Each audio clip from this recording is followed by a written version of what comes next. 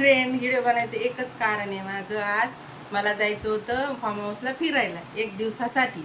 सगळी तयारी झाली होती आणि रात्री तयारी केली आणि रात्रीच एका माझी आमच्या ओळखीवाले तर तिचे आणि तिच्या मैत्रिणीचे भांडणं झाले म्हणून माझं कॅन्सल झालं. तर त्यांचे भांडणं याच्याहून झाले की ती गेली होती, एक मैत्रीण गेली म्हणजे ती गेली होती माहेराला आणि दुसऱ्या मैत्रिणीला सांगून गेली होती माझ्या नवऱ्याला जेवण दी.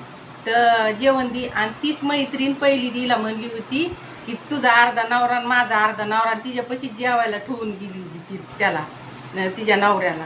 तर मग काय झालं काय नु ती गावून आलं, तिला काय कळालं काय नाही का नु त्यांचे झाले भांडणं. ते आले होते माझ्याकडं, आम्ही रात्री कवरच जागलो म्हणून माझं कॅन्सल झालं, झोपच नाही झाली आणि डोक्याला टेन्शन फुकटच. त्यांचा दगडानं आम्हाला टेन्शन झालं.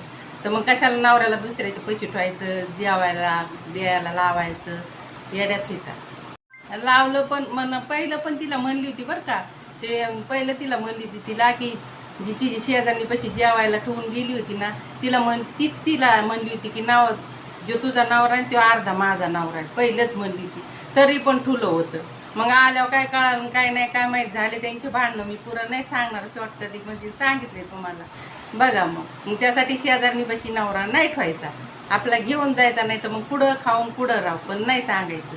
बरोबर आहे का?